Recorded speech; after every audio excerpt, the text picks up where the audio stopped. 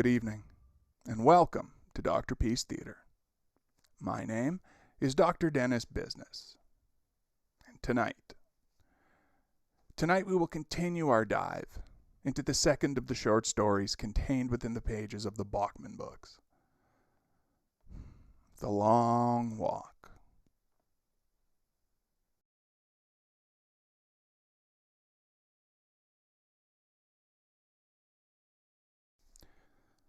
When we last left Ray Garrity and our friends on the road, they had just passed through Agusta. And you'll hear them say, Old Town is a try-hard city, but Agusta is the real deal. Crowds lining both sides. Confetti, ticker tape, nonsense all getting in their way, making it harder for them to concentrate and do what they have to do. But in saying all that, we begin today with chapter 14.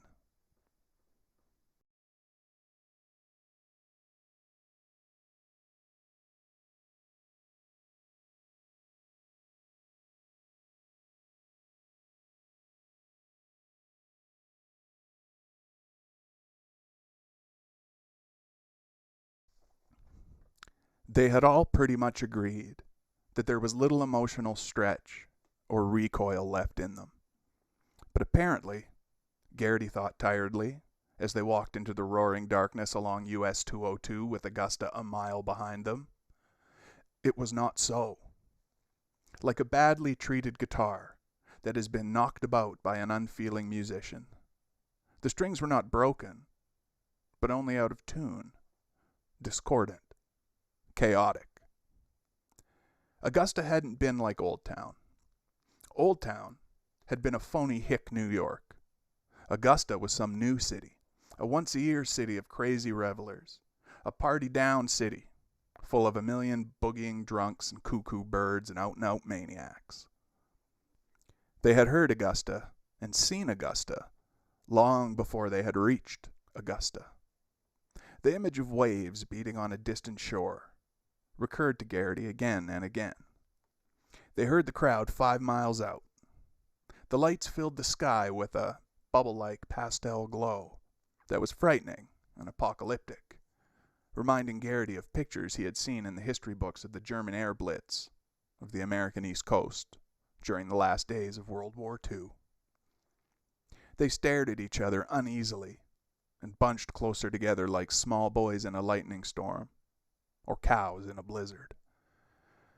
There was a raw redness in that swelling sound of crowd, a hunger that was numbing. Garrity had a vivid and scary image of the great god crowd clawing its way out of the Agusta Basin on scarlet spider legs and devouring them all alive. The town itself had been swallowed, strangled, and buried. In a very real sense, there was no Agusta, and there were no more fat ladies, or pretty girls, or pompous men, or wet-crotched children waving puffy clouds of cotton candy. There was no bustling Italian man here to throw slices of watermelon. Only crowd, a creature with no body, no head, no mind. Crowd was nothing but a voice and an eye, and it was surprising that crowd was both God and Mammon. Garrity felt it. He knew the others were feeling it. It was like walking between giant electrical pylons, feeling the tingles and shocks stand every hair on end, making the tongue jitter nuttily in the mouth, making the eyes seem to crackle and shoot off sparks as they rolled in their beds of moisture. Crowd was to be pleased. Crowd was to be worshipped and feared. Ultimately, crowd was to be made sacrifice onto. They plowed through ankle-deep drifts of confetti. They lost each other and found each other in a sheeting blizzard of magazine streamers. Garrity snatched a paper out of the dark and crazy air at random and found himself looking at a Charles Atlas bodybuilding ad. He grabbed another one and was brought face to face with John Travolta. And at the height of the excitement, at the top of the first hill on 202, overlooking the mob turnpike behind and the gorged and glutted town at their feet, two huge purple-white spotlights split the air ahead of them, and the Major was there, drawing away from them in his Jeep like a hallucination, holding his salute ramrod stiff, incredibly, fantastically oblivious of the crowd in their gigantic throes of labor all around him. And the walkers, the strings were not broken on their emotions, only badly out of tune. They had cheered wildly with hoarse and totally unheard voices, the 37 of them that were left. The crowd could not know that they were cheering, but somehow they did. Somehow they understood that the circle between death worship and death wish had been completed for another year, and the crowd itself went completely loopy, convulsing itself in greater and greater paroxysms. Garrity felt a stabbing, needling pain in the left side of his chest, and was still unable to stop cheering, even though he understood he was driving at the very brink of disaster. A shifty-eyed walker named Milligan saved them all by falling to his knees, his eyes squeezed shut and his hands pressed to his temples, as if he was trying to hold his brains in. He slid forward on the end of his nose, abrading the tip of it on the road like soft chalk on a rough blackboard. How amazing, Garrity thought.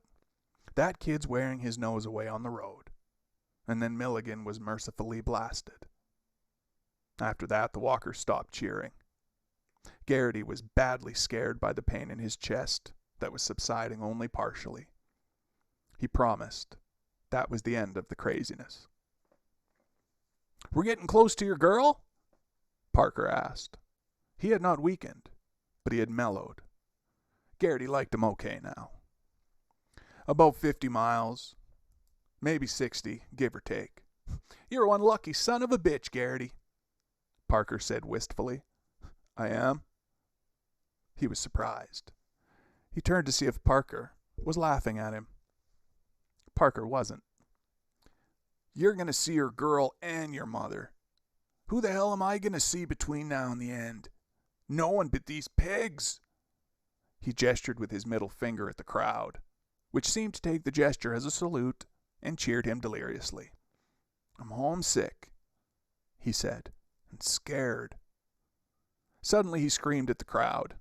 "Pigs! You fucking pigs!" They cheered him more loudly than ever. "I'm scared too. And homesick. He groped. "We're all too far away from home. The road keeps us away. I may see them, but I won't be able to touch them. The rules say, I know what the rules say. Bodily contact with anyone I wish, as long as I don't leave the road.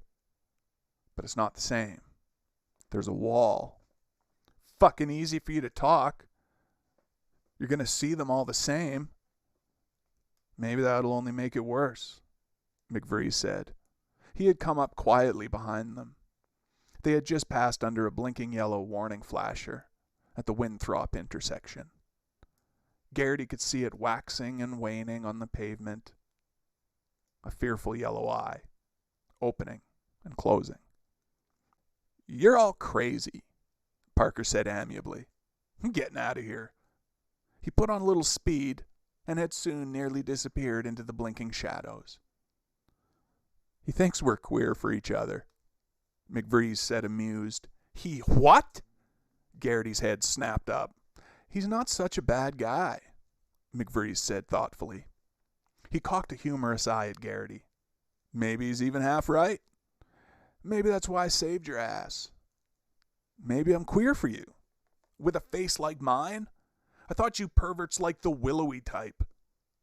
Still, he was suddenly uneasy. Suddenly, shockingly, McVree said, "Would you let me jerk you off?" Garrity hissed in breath. "What the hell?" "Oh, shut up," McVree said crossly. "Where do you get off with all this self-righteous shit? I'm not even going to make it any easier by letting you know if I'm joking. What say? Garrity felt a sticky dryness in his throat. The thing was, he wanted to be touched. Queer, not queer, that didn't seem to matter now that they were all busy dying. All that mattered was McVree's. He didn't want McVree's to touch him. Not that way. Well, I suppose you did save my life. Garrity let it hang. McVree's laughed. I'm supposed to feel like a heel because you owe me something and I'm taking advantage? Is that it? Do what you want, Garrity said shortly, but quit playing games. Does that mean yes? Whatever you want, Garrity yelled. Pearson. Garrity felt a sticky dryness in his throat. You got to do it bit by bit. Get just one at a time. 3. Garrity felt a sticky dryness in his throat. The thing was, he wanted to be touched. Queer, not queer, that didn't seem to matter now that they were all busy dying. All that mattered was McVree's. He didn't want McVree's to touch him. Not that way. Well, I suppose you did save my life. Garrity let it hang. McVree's laughed. I'm supposed to feel like a heel because you owe me something and I'm taking advantage? Is that it? Do what you want, Garrity said shortly. But quit playing games. Does that mean yes? Whatever you want, Garrity yelled. Pearson, who had been staring nearly hypnotized at his feet, looked up, startled. Whatever you goddamn want, Garrity yelled. McVree's laughed again. You're all right, Ray. Never doubt it. He clapped Garrity's shoulder and dropped back. Garrity stared after him, mystified. He just can't get enough, Pearson said tiredly. Huh? Almost 250 miles, Pearson groaned. My feet are like lead with poison inside them. My back's burning. And that screwed up McVree's doesn't have enough yet. He's like a starving man gobbling up laxatives. He wants to be hurt. Do you think? Jesus! What do you think? He ought to be wearing a beat me hard sign. I wonder what he's trying to make up for. I don't know, Garrity said. He was going to add something else, but saw Pearson wasn't listening anymore. He was watching his feet again, his weary features drawn in lines of horror. He had lost his shoes. The dirty white athletic socks on his feet made gray-white arcs in the darkness. They passed a sign that said Lewiston 32, and a mile beyond that, an arched electric sign that proclaimed Garrity 47 in light bulb lettering. Garrity wanted to doze, but was unable. He knew what Pearson meant about his back. His own spine felt like a blue rod of fire. The muscles at the backs of his legs were open, flaming sores. The numbness in his feet was replaced by an agony, much more sharp and defined than any that had gone before. He was no longer hungry, but he ate a few concentrates anyway. Several walkers were nothing but flesh-colored skeletons. Concentration camp horrors. Garrity didn't want to get like that. But of course, he was anyway. He ran a hand up his side, played the xylophone on his ribs. I haven't heard from Barkovich lately, he said in an effort to raise Pearson from his dreadful concentration. It was altogether too much like Olsen reincarnated. No. Somebody said one of his legs went stiff on him coming through Agusta. Is that right? That's what they said.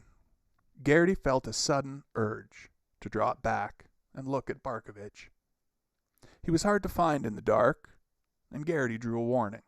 But finally he spotted Barkovich, now back in the rear echelon. Barkovich was scurrying gimpily along, his face set in strained lines of concentration. His eyes were slitted down to a point where they looked like dimes seen edge on. His jacket was gone. He was talking to himself in a low, strained monotone. "Hello, Barkovich," Garrity said. Barkovich twitched, stumbled, and was warned his third warning. "There!" Barkovich screamed shrewishly.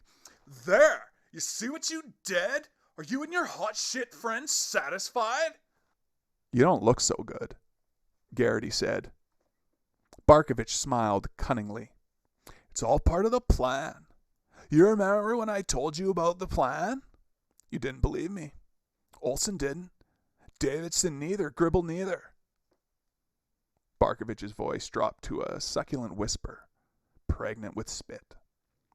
"Garrity, I danced on their graves." "Does your leg hurt?" Garrity asked softly. "Say, isn't that awful?" "Just 35 to walk down. They're all going to fall apart tonight, you'll see. There won't be a dozen left on the road when the sun comes up. You'll see. You and your diddy-bop friends, Garrity, all dead by morning. Dead by midnight." Garrity felt suddenly very strong. He knew that Barkovich would go soon now. He wanted to break into a run. Bruised kidneys and aching spine and screaming feet and all. Run and tell McVrees he was going to be able to keep his promise. "What will you ask for?" Garrity said aloud. "When you win." Barkovich grinned gleefully, as if he had been waiting for the question. In the uncertain light, his face seemed to crumple and squeeze, as if pushed and pummeled by giant hands. "Plastic feet," he whispered. "Plastic feet, Garrity. I'm just going to have these ones cut off. Fuck 'em if they can't take a joke. I'll have new plastic feet put on and put these ones in a laundromat washing machine and watch them go around and around."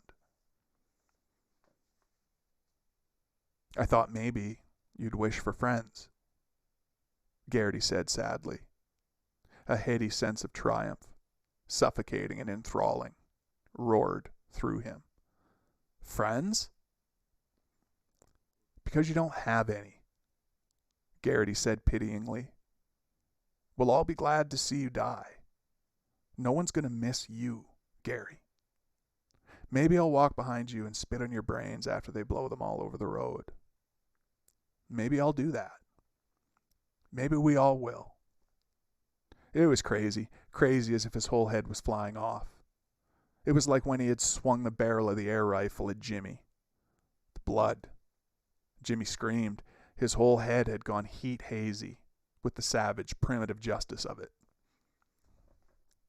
"Don't hate me," Barkovich was whining. "Why do you want to hate me? I don't want to die any more than you do. What do you want? Do you want me to be sorry? I'll be sorry. "We'll all spit in your brains," Garrity said crazily. "Do you want to touch me too?" Barkovich looked at him palely, his eyes confused and vacant. I'm sorry," Garrity whispered. He felt degraded and dirty. He hurried away from Barkovich. "Damn you, McVrees," he thought. "Why? Why?" All at once, the guns roared, and there were two of them falling down dead at once, and one of them had to be Barkovich, had to be. And this time it was his fault. He was the murderer. Then Barkovich was laughing. Barkovich was cackling higher and madder and even more audible than the madness of the crowd. "Garrity! Garrity! I'll dance on your grave, Garrity! I'll dance!" "Shut up!" Abraham yelled. "Shut up, you little prick!" Barkovich stopped and then began to sob. "Go to hell," Abraham muttered. "Now you did it," Collie Parker said reproachfully. "You made him cry, Abe, you bad boy. He's going to go home and tell his mommy." Barkovich continued to cry. It was an empty, ashy sound that made Garrity's skin crawl. There was no hope in it. "Is Uggy Wuggy gonna tell Mommy?" Quince called back. "Ah, Barkovich, ain't that too bad?" "Leave him alone," Garrity screamed out in his mind. "Leave him alone. You have no idea how bad he's hurting." But what kind of lousy, hypocritical thought was that? He wanted Barkovich to die. Might as well admit it. He wanted Barkovich to crack up and croak off. And Stebbins was probably back there in the dark laughing at them all. He hurried, caught up with McVrees, who was ambling along and staring idly at the crowd. The crowd was staring back at him avidly. "Why don't you help me decide?" McVrees said. "Sure. What's the topic for decision?" "Who's in the cage? Us or them?" Garrity laughed with genuine pleasure. "All of us. And the cage is the mayor's monkey house." McVrees didn't join in Garrity's laughter. "Barkovich is going over the high side, isn't he?" "Yeah, I think so. I don't want to see it anymore. It's lousy and it's a cheat. You build it all around something. Set yourself on something. And then you don't want it. Isn't it too bad the great truths are all such lies?" "I never thought much about it. Do you realize it's almost 10 o'clock? It's like practicing pole vaulting all your life. And then getting to the Olympics and saying, 'What the hell do I want to jump over that stupid bar for?'" "Yeah. You almost could care, right?" McVrees said, nettled. "It's getting harder to work me up," Garrity admitted. He paused. Something had been troubling him badly for some time now. Baker had joined them. Garrity looked from Baker to McVrees and then back again. Did you see his hair before he bought it?" "What about his hair?" Baker asked. "It was going gray." "No, that's crazy," McVrees said, but he suddenly sounded very scared. "No, it was dust or something." "It was gray," Garrity said. "It seems like we've been on this road forever. It was Olson's hair getting that way that made me think of it first, but maybe this is some crazy kind of immortality." The thought was terribly depressing. He stared straight ahead into the darkness, feeling the soft wind against his face. "I walk. I did walk. I will walk. I will have walked," McVrees chanted. "Shall I translate into Latin?" "We're suspended in time," Garrity thought. Their feet moved, but they did not. The cherry cigarette glows in the crowd, the occasional flashlight or flaring sparkler, might have been stars. Weird low constellations that marked their existence ahead and behind, narrowing into nothing both ways. "Bro," Garrity said, shivering, "a guy could go crazy." "That's right," Pearson agreed, and then laughed nervously. They were starting up a long, twisting hill. The road was now expansion-jointed concrete, hard on the feet. It seemed to Garrity that he felt every pebble through the paper thinness of his shoes. The frisky wind had scattered shallow drifts of candy wrappers, popcorn boxes, and other assorted muck in their way. At some places, they almost had to fight their way through. "It's not fair," Garrity thought, self-pityingly. "What's the layout up ahead?" McVrees asked him, apologetically. Garrity closed his eyes and tried to make a map in his head. "I can't remember all the little towns. We come to Lewiston. That's the second biggest city in the state, bigger than Augusta. We go right down the main drag. It used to be Libson Street, but now it's Cotter Memorial Avenue. Reggie Cotter was the only guy from Maine to ever win the long walk. It happened a long time ago." "He died, didn't he?" Baker said. "Yeah, he hemorrhaged in one eye and finished the walk half blind. Turns out he had a blood clot on his brain. He died a week or so after the walk.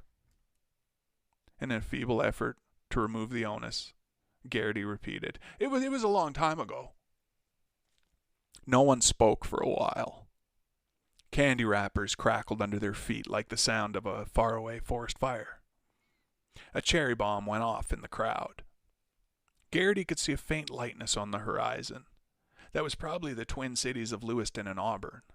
The land of Doucettes and Aubuchons and Levesques. The land of Nous parlez français ici. Suddenly, Garrity had a nearly obsessive craving for a stick of gum. What's after Lewiston? We go down Route 196, then along 126 to Freeport, where I'm going to see my mom and girl. That's also where we get onto US 1. And that's where we stay till it's over. The big highway, McVrees muttered. Sure. The guns blasted and they all jumped. It was Barkovich or Quince, Pearson said. I can't tell. One of them's still walking. It's... Barkovich laughed out of the darkness, a high, gobbling sound, thin and terrifying. Not yet, you whores! I ain't gone yet! Not yet! His voice kept climbing and climbing. It was like a fire whistle gone insane. And Barkovich's hands suddenly went up like startled doves taking flight. And Barkovich ripped out his own throat. My Jesus! Pearson wailed and threw up all over himself. They fled from him, fled and scattered ahead and behind. And Barkovich went on screaming and gobbling and clawing and walking, his feral face turned up to the sky, his mouth a twisted curve of darkness. Then the fire whistle sound began to fail. Barkovich failed with it. He fell down and they shot him, dead or alive. Garrity turned around and walked forward again. He was dimly grateful that he hadn't been warned.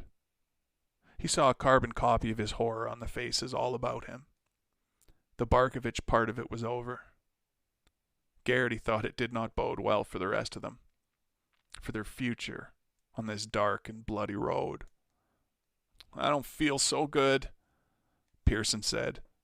His voice was flat. He dry-retched and walked doubled over for a moment. Oh, not so good, oh God. I don't feel so good. Oh. McVrees looked straight ahead. I think I wish I was insane, he said thoughtfully. Only Baker said nothing. And that was odd, because Garrity suddenly got a whiff of Louisiana honeysuckle. He could hear the croak of the frogs in the bottoms. He could feel the sweaty, lazy hum of cicadas digging into the tough cypress bark for their dreamless 17-year sleep. And he could see Baker's aunt rocking back and forth, her eyes dreamy and smiley and vacant, sitting on her porch and listening to the static and hum and faraway voices on an old Philco radio with a chipped and cracked mahogany cabinet, rocking and rocking and rocking, smiling, sleepy, like a cat that has been into the cream and is well satisfied.